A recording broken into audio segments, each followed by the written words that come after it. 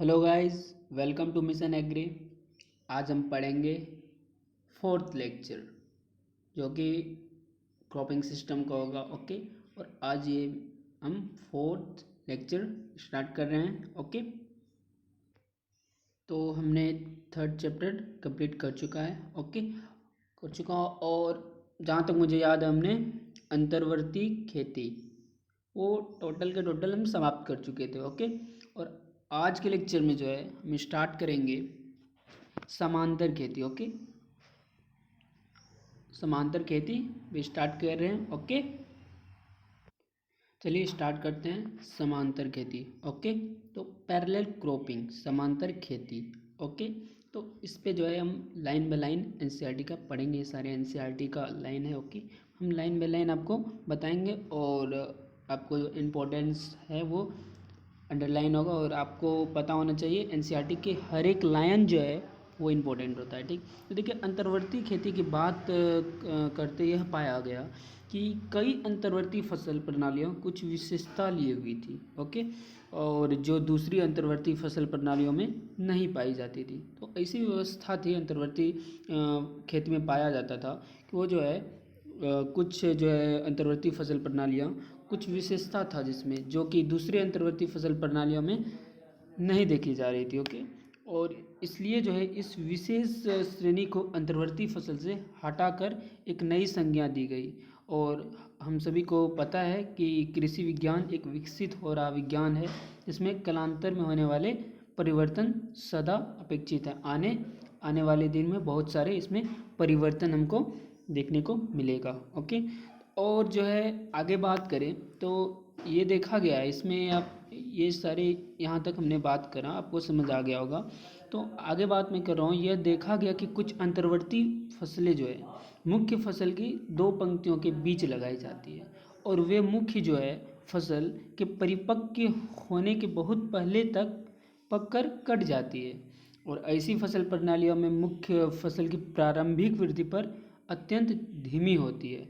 और बात करें जब तक मुख्य फसल जो है अपनी पहली क्रांतिक अवस्था के समीप पहुंचता है तब तक जो है अंतर्वर्ती फसल लगभग कटने को तैयार रहती है। तब तक अंतर्वर्ती फसल क्या होगा, कट जाएगा। जब तक क्रांतिक अवस्था के नज़दीक पहुंचेगा ओके मुख्य फसल, तब तक के जो है अंतर्वर्ती फसल वो लगभग कटने को तैयार रहता है। ओके, और इस प्रकार जो है अंतर्वर्ती फसल मुख्य फसल से शून्य प्रतिद्वंदता ओके करती है।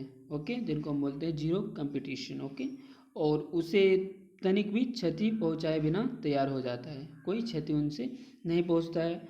और आगे बात करें इस पे तो यहाँ तक रहा, ये इम्पोर्टेंट है। ओके, मैं इम्पोर्टेंट का साइन आपको दिखा दिया। और जो है यदि अंतर्वर्ती फसल कोई दलहनी फसल हुई तो वह वायुमंडल जो है से नाइट्रोजन स्थिरीकरण के द्वारा नाइट्रोजन जो है तैयार कर मुख्य फसल को कुछ भी देता रहता है। ओके, और मेनली आप देखोगे तो अंतर्वर्ती फसलें जो है मुख्य फसल को उपलब्ध खाद और उर्वरक से ही अपना काम चला लेता है। लेकिन यदि अंतर्वर्ती फसल अधिक पोषक तत्व ग्रहण करने वाले फसल हुई तो उसके लिए उसकी पंक्ति में अलग से पोषक तत्व उपलब्ध कराने की व्यवस्था भी की जा सकती है। और यह भी प्रयास किया जाता है कि यथासंभव मुख्य फसल के पौधे ऊंचे कद के और समांतर फसल के पौधे बोने कद के हो। तो क्या होगा, तो क्या होगा, तो वो देखो नीचे क्या है। ओके, बेहतर होता है क्योंकि उस अवस्था में जो है दोनों फसलों की शाखा एवं पत्तों का फैलाव जो है विभिन्न तल में हो ताकि वे प्रकाश संश्लेषण की प्रक्रिया में एक दूसरे को बाधा नहीं पहुंचाए। और यदि दोनों फसलों की जड़ों का मुख्य फैलाव होता है, यदि दोनों फसलों का जो है जड़ का जो है वो फैलाव होता है, फैलाव देखने को मिलता है, तो अलग अलग गहराइयों में हो सके तो और भी श्रेयकर है। दोनों का गहराई जो डिफरेंट डिफरेंट रहना चाहिए। और बात करते तो पौधे की जड़ें अलग अलग गहराइयों में फैलेगी और जो है वहाँ से पोषक तत्व ग्रहण करेगी। यदि यह आवश्यक नहीं है कि हर समांतर फसल जो है सभी गुण पाए जाएंगे उसमें। ठीक, ये आवश्यक ये नहीं रहता है, आवश्यक नहीं है। ठीक, और उनमें से जितने अधिक से अधिक एक अंतर्वर्ती फसल प्रणालियों में समाहित हो उतना ही अच्छा होता है, ठीक। और समांतर फसल जो है प्रणाली किसी नियत समय और स्थान में, स्पेस और टाइम में जो है अधिकतम उत्पादन एवं आय प्राप्त करने का एक बहुत ही सर्वोत्तम सघन सिद्ध होता है।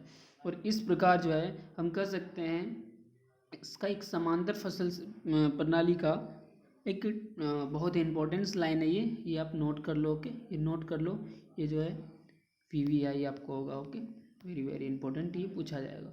तो ये क्या होता है, देखो एक्चुअली होता क्या है, किसी एक ही खेत में एक साथ दो ऐसी फसलों को लगाना, एक साथ कोई खेत में दो ऐसी फसलों को लगाना जिनमें बढ़ाव की जो है, जिसमें जो बढ़ाव की बात करें हम, 1 मिनट, जिसमें कि हम बढ़ाव की बात करें, बढ़ाव की प्रकृति भिन्न हो तथा एक दूसरे के लगभग शून्य प्रतिद्वंद्विता करते हुए अपनी पूर्ण क्षमता के अनुरूप उपज प्रदान करे, उसे समांतर फसल प्रणाली की संज्ञा दी जाती है। तो ये बात रहा समांतर प्रणाली की। ओके गाइस, और धान्य और नकदी फसल की दो पंक्तियों के बीच के रिक्त स्थान में जो है दलहनी फसलें इसके अच्छे उदाहरण हैं। ओके, इनके सबसे अच्छे उदाहरण है ये।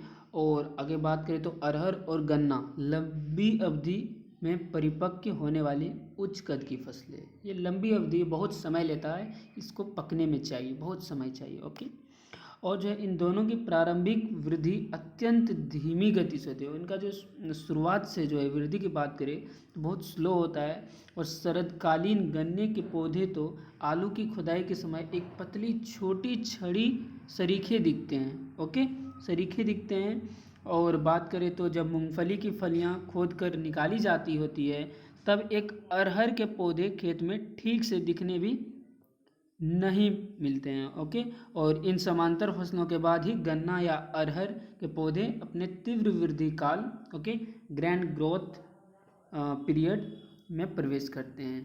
ओके, और कुछ इम्पोर्टेंस एग्जाम्पल की बात करें, ओके, और कुछ इम्पोर्टेंस एग्जाम्पल्स की बात करें तो वो इस प्रकार है। ओके, जो भी मैं आपको बताने जा रहा हूँ।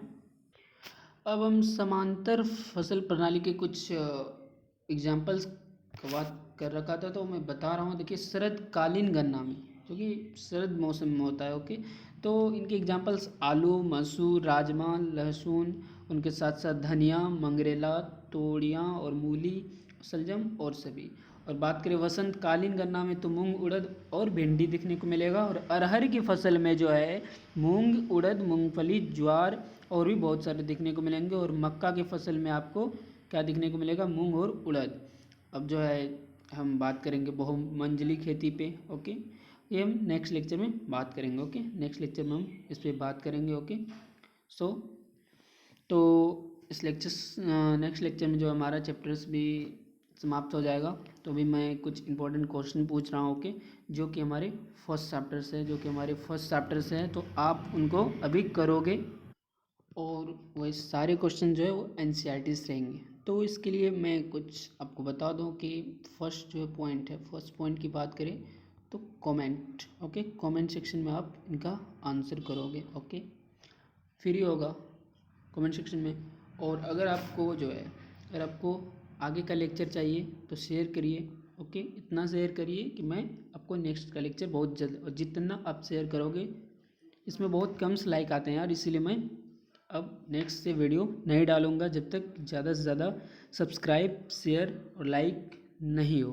ओके, तो ये सारे आप पे डिपेंड करता है, मैं बार बार बोल चुका हूँ। ओके, और थर्ड पॉइंट है आपका एग्ज़ाम जो है बहुत नज़दीक आ गया है। कब से है आपका एग्ज़ाम? कब से है? 3 फरवरी से। ओके, 3 फरवरी से है। ओके, और आपका फोर्थ पॉइंट है सब्सक्राइब नहीं करोगे तो फिर आपका एग्ज़ाम, देख रहे हो, 12th है और गिन के 125 से 26 दिन बचे हैं। ओके, सब कुछ आप पे डिपेंड करता है, डिपेंड्स अपॉन यू। ओके, तो प्लीज़ फिर से मैं बोल रहा हूँ, लाइक करिए, सब्सक्राइब करिए, शेयर कीजिए। ओके, तो मैं कुछ NCERT का आपको क्वेश्चन दे रहा हूँ, उनका कमेंट सेक्शन में आंसर करिए। तो आपको ये मिशन एग्री, आपको कृषि विज्ञान मिशन एग्री की तरफ से NCERT के कुछ क्वेश्चंस मिल रहे हैं, कमेंट सेक्शन में आंसर करिए। ये पढ़ाया हुआ है जो कि फर्स्ट चैप्टर का। ओके, और ये MCQs है, ओनली 2 क्वेश्चंस। ओके, सिर्फ यहाँ पे 2 क्वेश्चन है। ओके, ये फर्स्ट क्वेश्चन, ये सेकंड क्वेश्चन। ओके, क्वेश्चन ये जो है ये this is on the exam, ये एग्ज़ाम के लिए बहुत ही इंपॉर्टेंट है। ओके, तो मैं इंपॉर्टेंट का साइन आपको सिंबल आपको यहाँ पे दिखा चुका हूँ। ओके, तो चलिए देखिए फर्स्ट जो है, फर्स्ट की बात करें तो ये है इनमें से कौन उत्तेजक फसल है। ओके, फर्स्ट चैप्टर में बताइए उत्तेजक फसल जब बता रहे थे तो उसमें हमने बात कर रखा था, तो ये इसमें से आपको आंसर करना है। ओके, और सेकंड क्वेश्चन हमारा ये है इनमें कौन सी कीट आकर्षक रूप में प्रयोग होता है। कुसुम, उड़द, लाल गेंदा फूल, जेट्रोपी। ये भी आपको आंसर करना है और ये भी करना है। ओके, तो कमेंट सेक्शन में करिए, और अगर ज़्यादा लाइक सब्सक्राइब आएगा तो ये मैं आगे आप लोग के बताऊंगा। ओके, तो मिलते हैं हम नेक्स्ट वीडियो में। ओके, सो सब कुछ आप पे डिपेंड करता है। Thank you.